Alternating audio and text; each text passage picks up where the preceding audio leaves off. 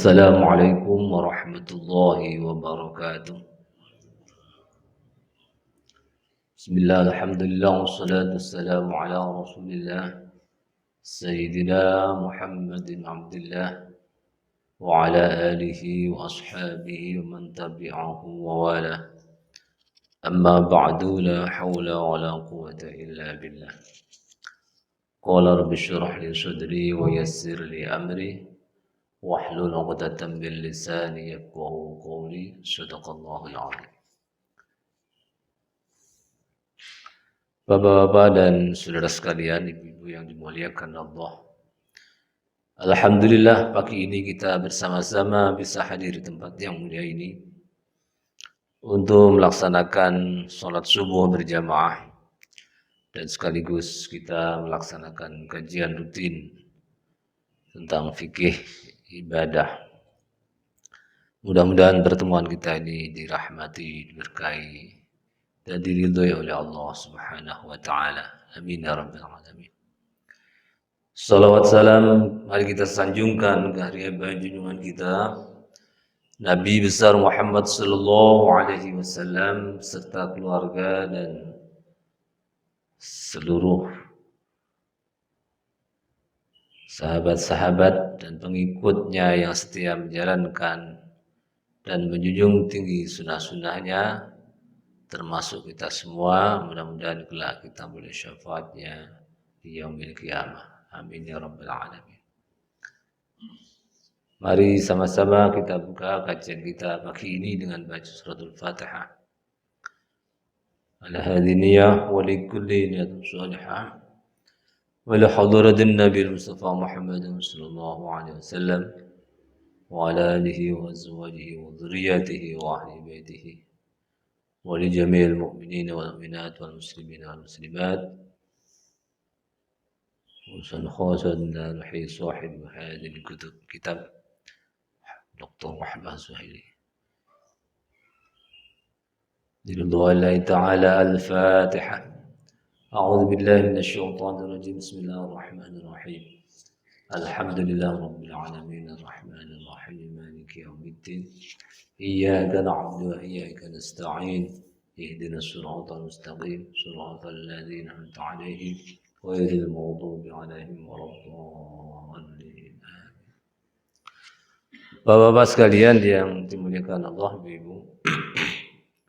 Pertemuan yang lalu kita masih bicara tentang persoalan kesatuan salatnya imam dan makmum dalam hal salat tamatari salat yang dilaksanakan, yaitu salat yang sejenis kalau dalam salat berjamaah. Maka berikutnya ini kita akan berbicara tentang masalah yang masih terkait dengan syarat-syarat kesatuan salatnya imam dan makmum yang secara umum kemarin sudah kita sebutkan bahwa apabila seorang imam melaksanakan sholat, maka makmum harus mengikuti seluruh apa yang dilakukan oleh imam. Sholat yang dilaksanakan oleh imam sesuai dengan sholat yang dilaksanakan oleh makmum. Artinya makmum tidak boleh berimam kepada orang yang berbeda dalam tipologi sholatnya. Misalnya ada orang sholat sunnah diikuti oleh orang lain yang sholat wajib yang berbeda caranya. Sholat gerhana misalnya, yang rukunya 2 kali, kita jadi makmumnya sholat fardu. Jadi tidak tepat, tidak sesuai. Imamnya sholat jenazah, makmumnya sholat wajib, tidak benar. Nah, kemudian yang berikutnya ini kita bicara tentang alla yataqaddamul ma'mum ala imamihi bi'aqibihi ay muakhiru qadamah. au bi aliyatahi ajzu in shalla qa'idan au bi jambihi in shalla muttajihan fa in sawahu jaza wa karih. Seorang makmum hendaklah dia tidak mendahului imam dalam sholatnya tadi itu dari sisi tempat. Ya. Jadi jika seorang makmum itu berdiri di samping imam secara persis berjajar, ya, menyamai dari berdirinya imam, maka itu tidak dibenarkan. Atau ya, ada juga yang membolehkan tetapi tidak disukai, benci, jaza wa kariha. Nah, oleh karena itu disunahkan seorang makmum itu berada di belakang imam yang bagian tumitnya itu di belakang imam sedikit, qalilan ya. Wa yundabu takhalaqu anhu qalilan. Wa in taqaddamu alaihi lam tasih salatuh. Ya. Dan jika dia mendahului atau dari imam atau berada di depan imamnya, maka tidak sah salatnya. Wa hadza syartu indal jumhur, ini syarat yang dilakukan atau syarat yang dipersyaratkan oleh jumhur ulama di kalangan mulai dari mazhab Hanafi, Syafi'i dan Hambali. Karena apa? Liqauli alaihi salatu wassalam, innama ju'ilal imam liyutamma bih. Sesungguhnya imam itu dijadikan untuk diikuti. Ya. Jadi imam itu dijadikan oleh makmumnya sebagai orang yang diikuti. Nah, oleh karena itu diperlukan mengikuti imam itu baik dalam sisi tempatnya, ya, dia harus berada di belakangnya, dan tidak boleh kita menyelisih terhadap apa yang disampaikan oleh Rasulullah. Wa li anna dzalika lam yanqul 'anhu salam la huwa fi ma'nal manqul. Nah, ibarat tentang mendahului imam dari sisi tempatnya tadi itu, kalau seandainya makmumnya jarinya panjang, kakinya panjang, sementara makmumnya pendek, misalnya imamnya pendek, ya, karena panjangnya kaki makmum tadi itu lebih panjang dan berada di depan imam, melebihi daripada bagian jari-jari imam yang depan. Ini bisa saja terjadi padahal tumitnya sudah berada di belakangnya imam. Tapi karena makmumnya kakinya lebih panjang, maka dia dilihat dari sisi posisi kakinya, yang depan lebih panjang makmumnya, berarti lebih dulu, lebih depan. Itu tidak apa-apa. Ya. Malam yataqaddam aktsarul qidam sahhat salatu. Selama bagian belakangnya itu tidak mendahului posisi imamnya. Jadi kita akan melihat ada orang sholat berdua misalnya, yang satu imam, yang satu makmum. Kalau dia berjajar secara bersama, tidak diketahui mana imamnya, mana makmumnya. Ya kan? Jadi posisi makmum harus berada di belakangnya. Tidak ada orang yang memahami dari hadis yang dilaksanakan terus. Kalau berdua berjajar itu tidak mengikuti pendapatnya jumhur ulama. Memang ada pendapat Maliki, boleh. Nah, sementara yang dibolehkan dari madhab Hanafi dan Hambali yang dahulu mendahului imam tadi itu, bagi sang makmum boleh kalau sholatnya itu di sekitar Ka'bah. Nah, wa kadzalika ajaz Sufyan taqaddama al-imam idza kana al-ma'mum fi ghairi jihati imami. Bolehnya kalau menurut Syafi'i, kalau memang di sekitar Ka'bah tadi itu posisi makmum tadi itu jihad arah dia menghadap ke kiblatnya itu tidak sama. Kalau sama-sama di sebelah timurnya, maka tidak boleh makmum itu lebih depan dibanding makmumnya. Itu kalau menurut mazhab Syafi'i. Tapi kalau menurut mazhab Hanafi dan Hambali tidak dipersyaratkan seperti itu. Karena itulah maka ketika kita sholat di Masjidil Haram, ini imamnya nggak berada paling depan, jadi sholat dari posisinya dibanding dengan makmumnya. Imam kadang menjorok ke belakang. Nah, karena itu di lingkungan Ka'bah, di dekat Ka'bah itu.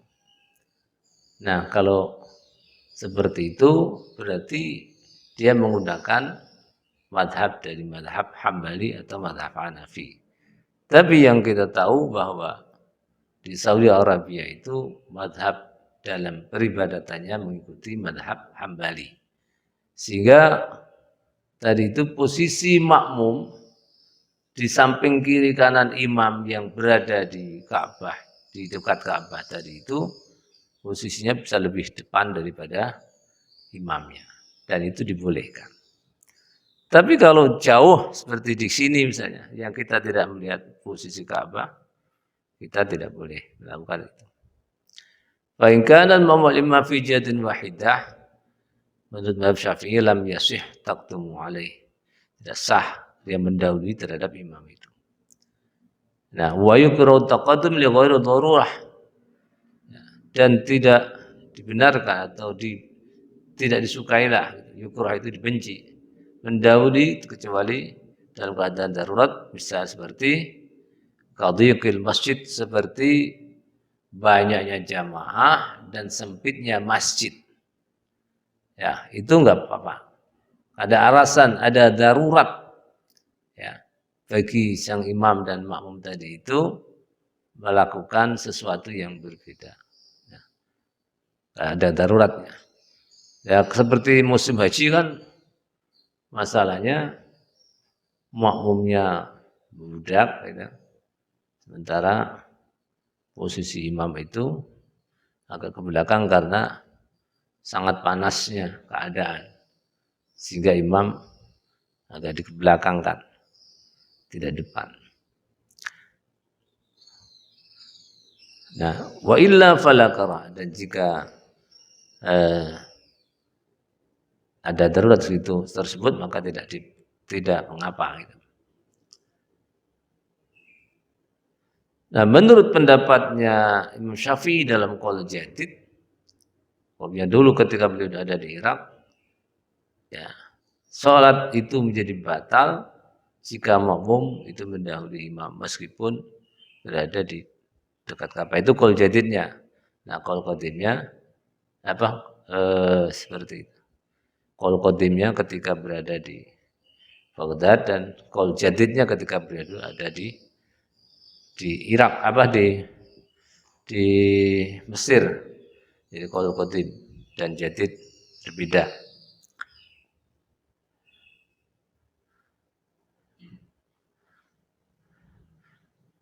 Wa qala al-Malikiyah la yushtaratu hadha asy-syarti falau taqaddama al-ma'mum 'ala yamini walau kana mutaqaddim ja'al ma'mumin sahhat salatu 'ala al-mu'tamad. Lakin yukrahu taqaddum li ghairi darurah li'anna dhalika la yamna'u al-iqtida' bih fa ashbaha min khalfih. Ya. Kalau madzhab Syafi'i Maliki boleh, tidak disyaratkan itu. Seperti itu. Jadi seandainya makmum itu berada di depannya imam, itu dibolehkan. Ya. Ya, walau kan mutaqaddim jamil ini makmumin. Meskipun yang ada depan tadi seluruh makmumnya. sholatnya sah menurut qaul yang mutamat menurut madhab Maliki. Akan tetapi dimakruhkan mendahului seperti tanpa darurat karena ya demikian itu ya tidak menyebabkan terhalangnya makmum itu mengikuti imam. Fashbah bil khafi. Jadi selama tidak menghalangi makmum bisa mengikuti imam, tidak apa-apa. Ini menurut mazhab Maliki. Tapi ini apa namanya? Tidak disukai atau makruh kecuali darurat tadi itu.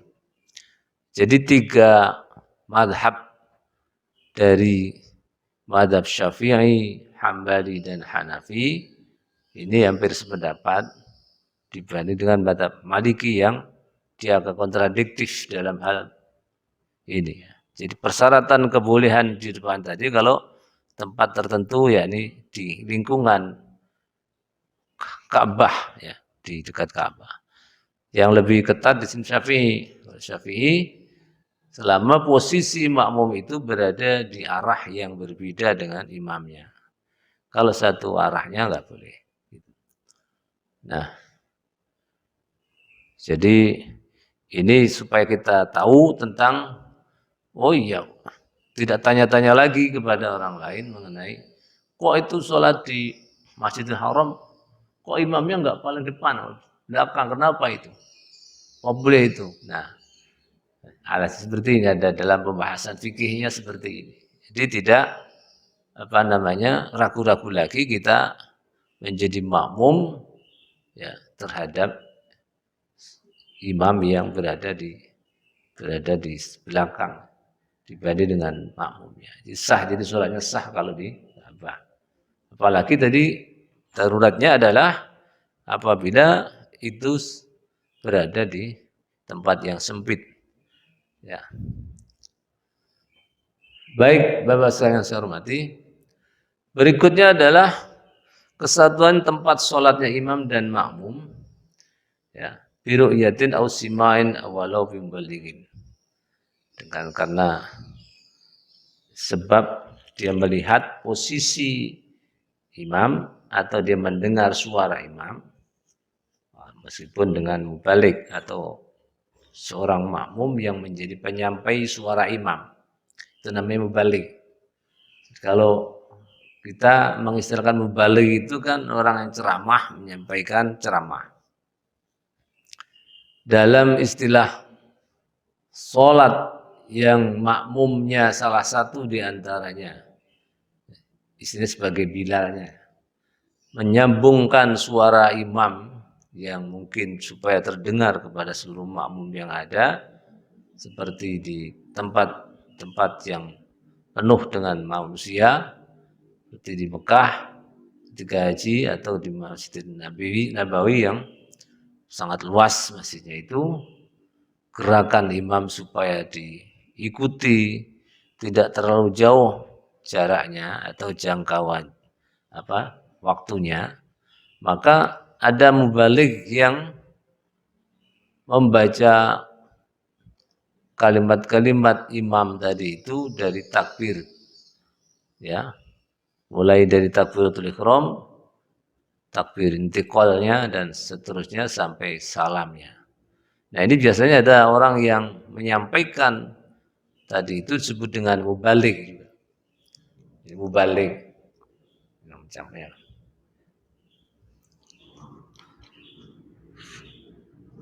Falau ikhtalafa makanahuma lam yasih al-iqtida ala tafsil bain al-madahib wa hadha syartu inda al-jumhur wal malikiyah. Lianna al-iqtida yaqtadi at-tabi' fi as-salah wal makan min lawazim as-salah. Nah, kalau berbeda tempatnya antara imam dan makmum, ini tidak sah berjamaahnya, lam yasih tidak. Nah ini, tapi perinciannya di antara para imam mazhab ini disyaratkan oleh jumhur ulama kecuali mazhab Maliki, tetap Maliki yang berbeda di sini. Lianna al-iqtida yaqtadi tabi'iyah bis shalah, karena seorang makmum itu mesti mengikuti imamnya dalam salat itu. Sedangkan wal makan min lawazimis shalah. Tempat itu merupakan suatu yang penting, yang harus ada bagi seorang yang melaksanakan sholat. Fayaqtadi tabi'iyah fil makan darurah. Dia boleh mengikuti imam ya, dalam tempat yang darurat. Ya, bagaimana darurat? Wa in ikhtilafil makan dan adimu tabi'iyah fil makan. Dan berbeda ya, ketika ikhtilaf tempat tadi itu tanpa adanya mengikuti tempatnya. Dan adimu tabi'iyah fil sholat. Ya, dia ada lazim karena tanpa ada diikuti namanya nggak ada jamaah. Ada yang diikuti, ada yang mengikuti. Yang diikuti itu imam, yang mengikuti adalah makmum. Apa alasan mazhab Maliki menyatakan bahwa ini tidak dipersyaratkan? La yushtaratu hadha syarti fa ikhtilafu makan imam wal makmum la yamna'u sihhatul iqtida'. Jadi perbedaan tempat antara imam dan makmum itu tidak menghalangi sahnya sholat makmum berjamaah. Wa wujudi hailin min nahrin aw tariqin aw jidarin lam yana'u al-iqtida'. Adanya satir pembatas ya, dari kali atau jalan ataupun tembok itu tidak menghalangi terhadap makmum tadi itu. Mata mungkin uslub di afal imam bi ru'yatin muslimain. Selama memungkinkan apa yang dilakukan oleh imam itu bisa dilihat atau bisa didengar suaranya.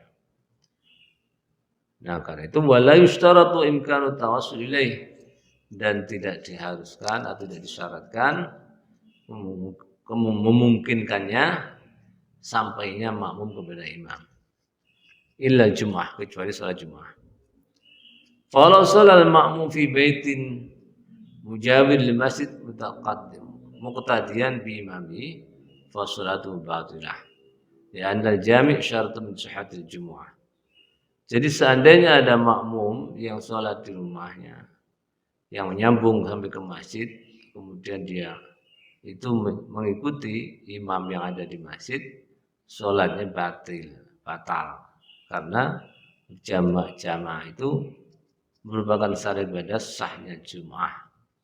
Jadi syarat Jum'ah itu menurut mazhab Maliki. Hanya yang selain dari sholat Jum'ah, makmumnya di rumah, ya, imamnya di masjid, selama dia masih mendengar suaranya atau dia bisa melihat posisi imam dan makmum yang sedang berjamaah di masjid, dia rumahnya kebetulan dekat dengan masjid, masih mendengar suara, itu masih sah menurut mazhab Maliki.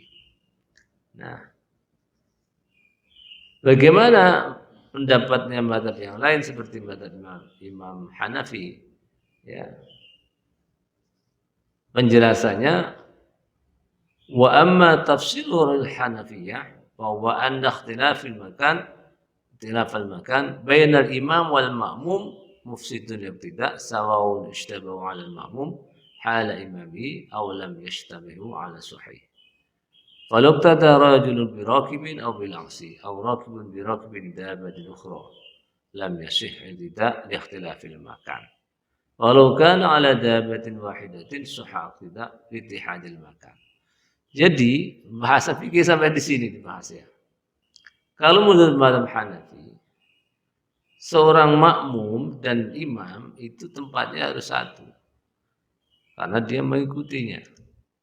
Ya, menurut kalau yang sahih seperti itu, bisa merusak jamaahnya, ya, baik itu kesamaannya makmum dan imam tadi ketika imamnya tidak sama terhadap makmumnya, tidak sah. Jadi kalau seorang makmum yang berjalan, dia tidak sah mengikuti orang yang imamnya menaiki kendaraan atau sebaliknya. Ya, jalan. Au rakib bi rakibin dabatin ukhra, atau orang yang menaiki kendaraan dia bermakmum dengan orang yang menaiki kendaraan yang berbeda. Misalnya dua bis, ya, bis yang depan sholat di dalam bis itu sama-sama sholat sebagai seorang musafir di perjalanan, ya, misalnya. Bis yang belakangnya mengikuti makmum dari bis yang depan dalam sholat itu. Ini tidak sah menurut ulama terutama Imam Hanafi. Tidak sah itu. Karena berbeda, lam yasih tidak ikhtilafil makan, karena beda tempatnya. Tapi kalau ada dalam satu kendaraan sama-sama naik kudanya, dinaikin dua orang, kemudian sholat di situ berjamaah di atas kuda itu boleh, susah sholatnya. Karena littihadil makan, karena menyatunya tempat mereka berdua antara imam dan makmum.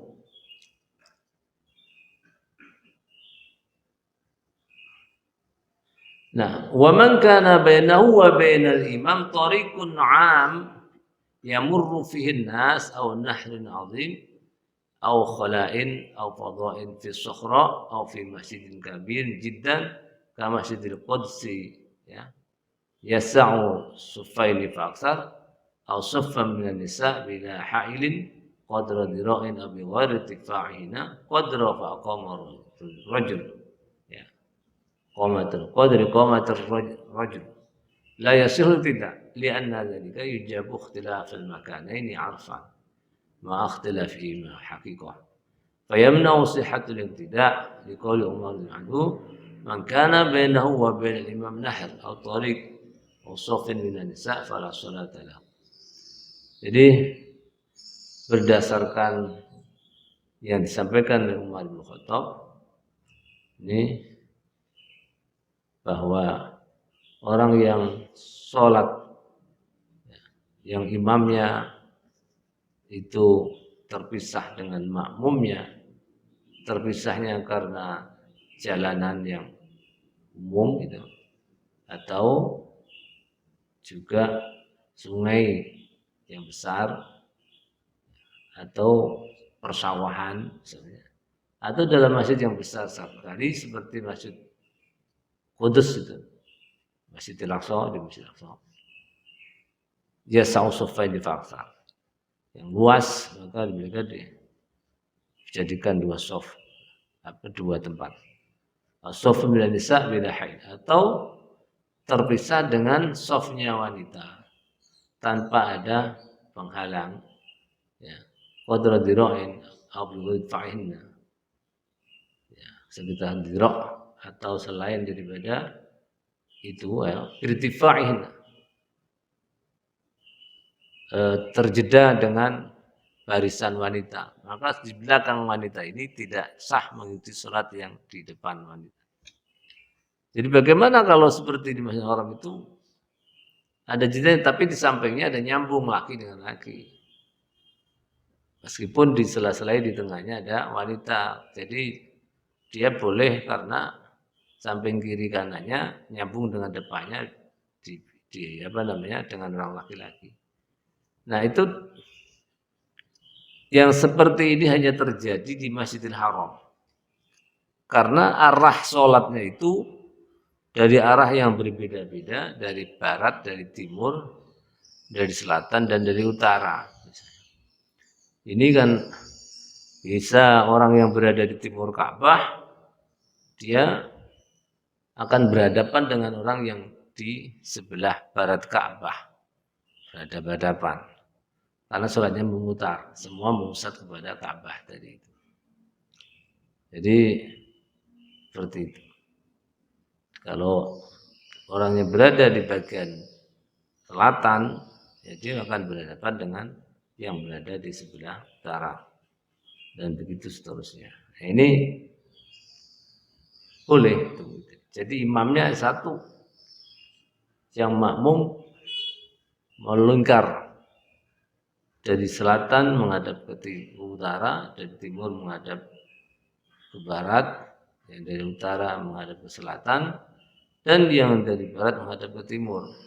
Imamnya satu, biasanya kalau di Masjidil Haram itu imam selalu berada di wilayah Maqam Ibrahim. Jadi antara Maqam Ibrahim ini dengan posisi multazam, yakni tempat mulainya melempar memulainya orang melaksanakan tawaf. Di situ di pojok Hajar Aswad itu, kemudian itu di posisi di mana ada tempat yang disebut dengan Maqam Ibrahim. Jadi tapak tilas kaki Nabi Ibrahim yang berada di sebelah timurnya Ka'bah. Nah, di situ biasanya imam selalu berada di situ. Dalam cerita konon dulu ketika masih semua mazhab itu dibebaskan melaksanakan sholat di Masjidil Haram, itu terpisah-pisah. Jadi 4 mazhab tadi itu ada di 4 penjuru. Yang dari mengikut mazhab Hanafi di bagian, misalnya bagian selatan. Pengikut mazhab Maliki bagian timur, mazhab Syafi'i bagian utara, misalnya seperti itu. Jadi imamnya ada 4. Itu pernah terjadi seperti itu sebelum dikuasai oleh kerajaan Arab Saudi yang sekarang ini. Itu dulu semua imam mazhab itu pendapat yang berbeda itu boleh melaksanakan sholatnya dengan cara seperti ada pembatas. Orang yang jadi di pojok-pojok itu ada pembatas. Oh, ini pengikut mazhab Hanafi, ini Syafi'i, ini Hambali, dan ini Maliki. Itu seperti itu. Jadi pojokan sebelah sini ada semuanya ada satirnya sehingga mereka tahuan mana sih pengikut mazhab Syafi'i mana, pengikut Hanafi mana, dan seterusnya. Nah, memang di situ diketahui akhirnya kan orang yang bermadzhab Syafi'i rupanya lebih besar, lebih banyak, karena memang kenyataannya seperti itu. Jadi mazhab Syafi'i itu lebih populer dibandingkan mazhab yang lain. Secara internasional ya semuanya yang ada dalam Islam, terutama di wilayah Nusantara ini, ya. Indonesia, Brunei, Darussalam, Malaysia, Singapura, Thailand itu mayoritas penduduknya bermadzhab Syafi'i, meskipun tidak seluruhnya. Dalam pengertian tidak seluruh aspek kehidupannya mengikuti mazhab Syafi'i. Ya. Ada biasanya kalau dalam hal sholat mengikuti Syafi'i, kalau dalam bidang hal zakat mengikuti Hanafi misalnya. Ya, itu boleh seperti itu, nggak masalah. Itu bukan talfik. Dalam istilah fikih memang ada talfik namanya. Talfik itu berbidah-bidah madhab ya, dalam melaksanakan satu satu ibadah. Kalau dalam satu qadhiyah talfik itu tidak boleh. Jadi contohnya begini. Orang yang wudhunya menggunakan mazhab Syafi'i itu batalnya juga harus menggunakan Syafi'i. Kayak gitu. Kalau dia wudhunya seperti mazhab Syafi'i yang ringan, mengusap kepala cukup sebagian saja, tapi batalnya mengikuti Hanafi misalnya, yang sentuhan laki-laki perempuan tidak batal, ya, itu Hanafi. Nah ini nggak boleh, itu caranya namanya talfik di situ, mencari yang mudah dalam beragama itu boleh, tetapi mencari yang memudah-mudahkan itu yang nggak boleh. Jadi kalau wudunya ya, syarat rukun wudunya mengikuti Syafi'i dalam hal pelaksanaannya, maka batalnya juga harus mengikuti Syafi'i. Itu. Nah kalau dia sholatnya berbeda antara sang satu dengan yang lain dalam hal ini. Pendapatnya imam mazhab tadi itu berbeda dari satu orang itu sendiri, ya, bukan seluruh jamaah. Misalnya imamnya bermadzhab lain, makmumnya bermadzhab lain pula, itu enggak apa-apa. Selama dia paham, mengerti tentang bagaimana mazhab-mazhab yang ada itu. Kalau ada ilmunya boleh, ya, enggak masalah. Makanya kalau tahu kita tentang masalah ini, kita lebih fleksibel. Kita tidak menyalahkan orang lain begitu saja, karena kita tahu jalannya. Ibaratnya, oh iya ini yang pakai mazhab ini ya, gitu. Dan itu kita tidak boleh mengklaim bahwa mazhab kita yang paling benar, yang lain salah. Itu nggak boleh. Justru yang benar adalah pendapat saya benar menurut saya, tapi mengandung kemungkinan salah. Pendapat Anda menurut saya salah, tapi mengandung kemungkinan benar. Nah, di sini sehingga terjadi keharmonisan antara mazhab yang satu dengan mazhab yang lain, ya. Dalam hal pelaksanaan ibadah tadi itu nampak toleransinya dan kesatuannya antara mazhab yang satu dengan yang lain dalam hal peribadatannya. Tidak apa boleh.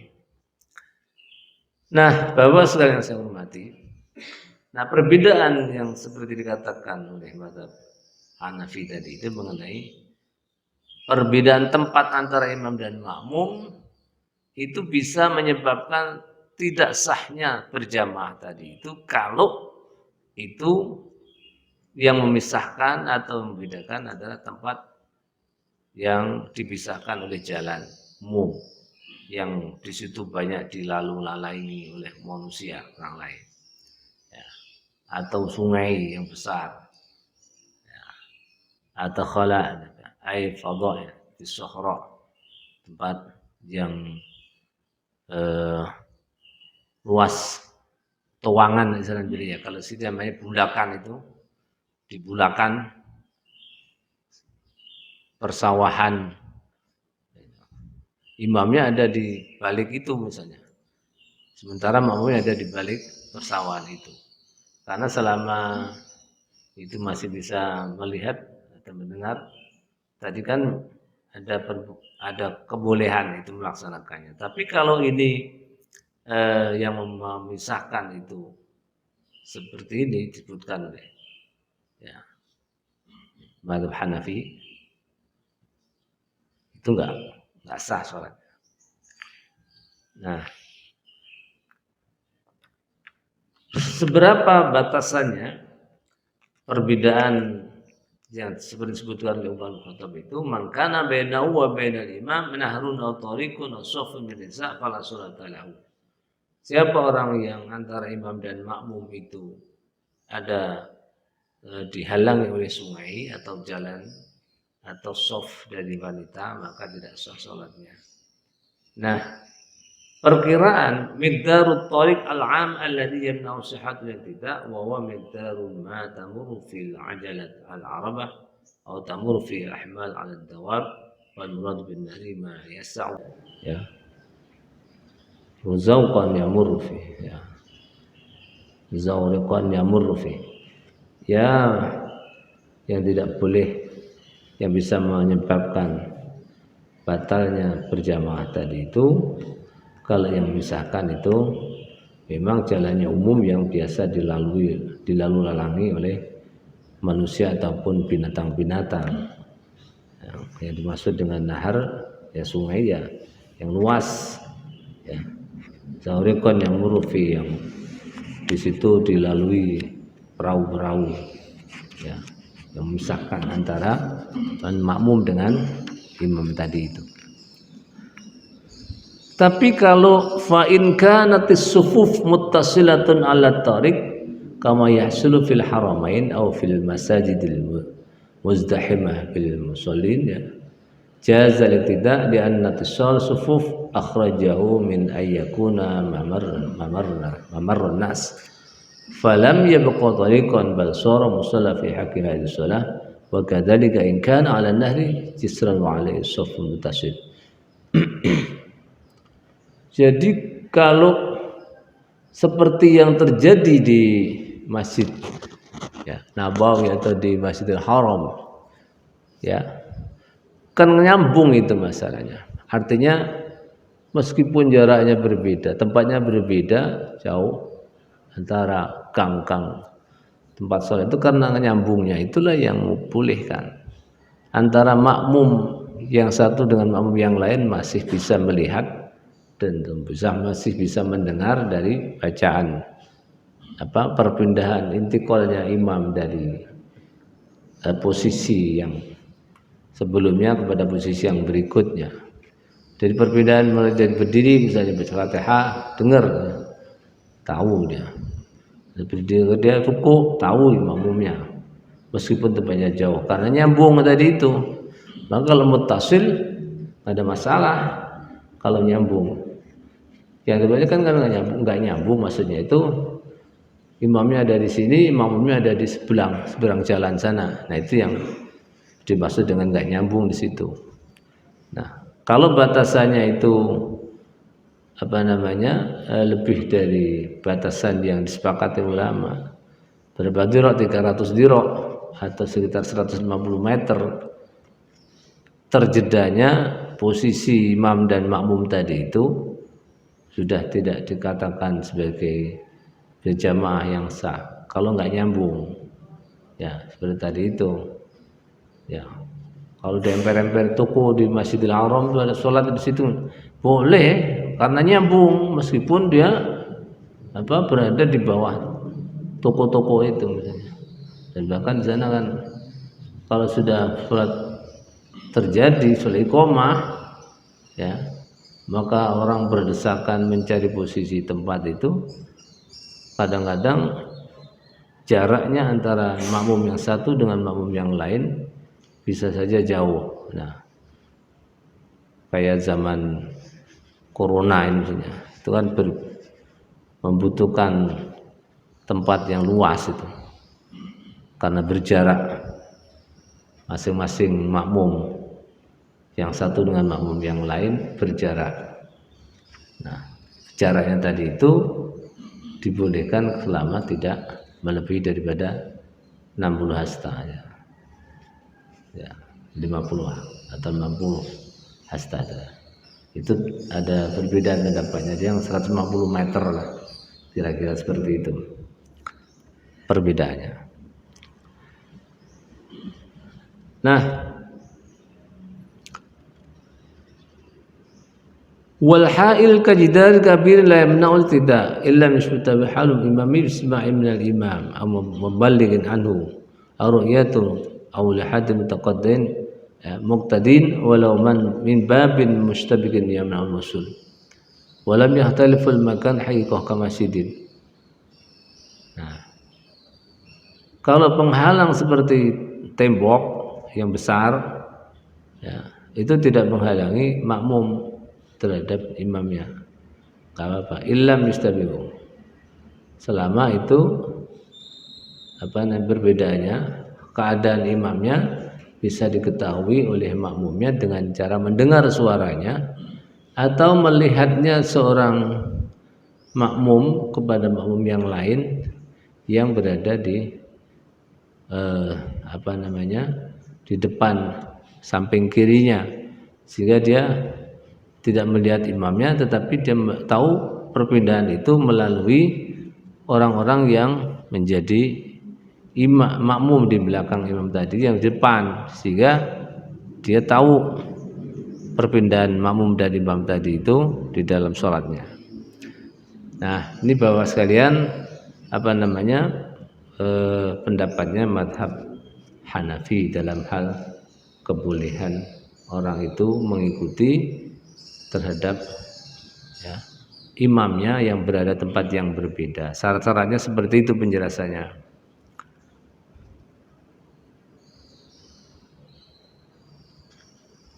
Jadi selama menyambung boleh-boleh saja. Nah, bagaimana menurut pandangan mazhab Syafi'i? Yushtaratu li sihhatil qudwah ay ya'lama al-muqtadi bintiqalati imamihi. Disyaratkan menurut mazhab Syafi'i itu seorang qudwah, seorang makmum itu mengetahui ya al-muqtadi bintiqalati imamihi, ay ya'lama al-muqtadi bintiqalati imamihi. Seorang makmum hendaknya mengetahui perpindahan atau mengetahui tentang gerakan perpindahan antara gerakan yang satu kepada gerakan yang lain. Itu yang penting. Syaratnya itu. Yang lainnya enggak. Jadi kalau terpisah, yang penting imamnya sholat, makmumnya tahu perpindahannya, sehingga dia tidak mengikuti dengan hanya suara saja, tapi harus tahu. Nyambung juga itu. Kalau memang jaraknya jauh, nyambungnya seberapa. Yang penting ada diketahui tentang perpindahan imam tadi itu. Bi ayyarau aw yara ba'du saffin aw yasma'uhu. Ya, dengan cara juga yang lain adalah melihat makmum yang lain ya, padahal dia tidak melihat imamnya, enggak masalah.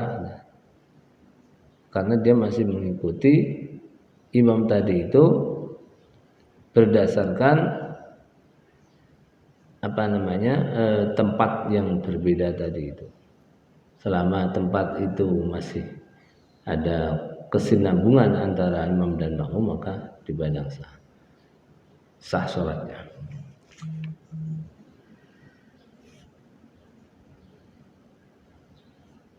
Nah, kalau mazhab Syafi'i begini, fa in kana al-imam wal ma'mum mujtami'ina fi masjidin. Sahih tidak. Kalau berkumpul dalam satu masjid meskipun banyak boleh aja sah makmumnya. Wa in ba'da masaf bainahuma fi aktsar min thalathati dira'in. Dan jika jauhnya itu sepanjang antara makmum dan imam tadi itu lebih daripada 300 ya dira' au halat bainahuma abniyati kabir wa sakhtin wa manarah aw aghlaq al-bab athna as-shalah. Kalau salat rasul fi akhiril masjid wal imam fi awali salatina bi syarti imkanil murur bi an la yujadu bainahuma ha'il yamna'u wusul ma'mum ila imam kababin musammirin qabla dukhul bis shalah wala faraqa fi imkanil wusul ila imam baina yakuna syahsu mustaqbilal qiblah aw mustadbira lah. Ya. Jadi kalau menurut Syafi'i ini selama itu dia masih bisa nyambung, masih bisa sampai kepada imam. Nah, atau kepada makmum yang lain yang berada di belakang imam. Jadi sampainya di situ. Jadi misalnya makmum imam di sini, makmumnya ada di luar sana. Jaraknya maksimal 350 dhira' ya, sekitar 150 meter. Itu baru tidak sah kalau sudah lewat dari situ. Lebih dari 150 meter. Nah, jarak tadi itu antara makmum yang satu dengan yang lain bisa dijadikan patokannya juga. Artinya apa? Meskipun jauh dari imam, tapi dia selalu melihat makmum yang berada di dekatnya dia. Nah, itu bisa, nggak masalah, karena bisa sampai meskipun jaraknya sampai 500 meter misalnya, 500 meter belakang sana. Nah, asal itu nyambung terus, sah-sah aja, nggak masalah.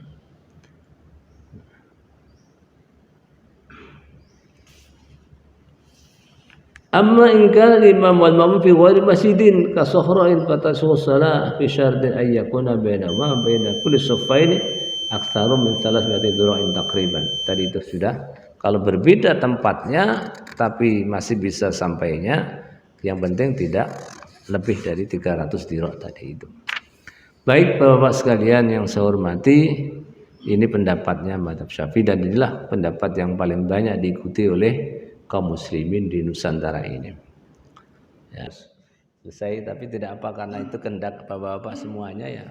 Saya ikut aja lah. Ya, sebagai pelayanan kami kepada bapak sekalian, mudah-mudahan ini manfaat untuk kita semua. Kalau mohon maaf. Al-Fatihah. أعوذ بالله من الشيطان الرجيم. بسم الله الرحمن الرحيم. الحمد لله رب العالمين الرحمن الرحيم مالك يوم الدين. إياك نعبد وإياك نستعين. اهدنا الصراط المستقيم صراط الذين أنعمت عليهم غير المغضوب عليهم ولا الضالين. آمين. بسم الله الرحمن الرحيم. اللهم صل وسلم وبارك على سيدنا محمد وعلى سيدنا محمد سيد الأولين والآخرين وسلم ورضي الله تعالى عن سادتنا أصحاب رسول أجمعين. الحمد لله رب العالمين حمدا يوافي نعمه ويكافئ مزيده. يا ربنا لك الحمد ولك الشكر كما ينبغي لجلال وجهك الكريم وعظيم سلطانه. ربنا ظلمنا أنفسنا وإن لم تغفر لنا وترحمنا لنكونن من الخاسرين. ربنا اغفر لنا ولإخواننا الذين سبقونا بالإيمان لا تجعل في قلوبنا غلا للذين آمنوا ربنا إنك رؤوف رحيم. ربنا اغفر لنا ولوالدينا وارحمهم كما ربونا صغارا ولجميع المؤمنين والمؤمنات والمسلمين والمسلمات الأحياء منهم والأموات. اللهم انفعنا بما علمتنا وعلمنا ما ينفعنا وزدنا علما نافعا. ربنا آتنا من لدنك رحمة وهيئ لنا من أمرنا رشدا. ربنا آتنا في الدنيا حسنة وفي الآخرة حسنة وقنا عذاب النار. اللهم بك أصبحنا بك أمسينا وعليك توكلنا وإليك أنبنا وإليك المصير. وصلى الله على سيدنا محمد وعلى آله وصحبه وبارك وسلم والحمد لله رب العالمين. سبحانك اللهم ربنا بحمدك أشهد أن لا إله إلا أنت أستغفرك وأتوب إليك. السلام عليكم ورحمة الله وبركاته.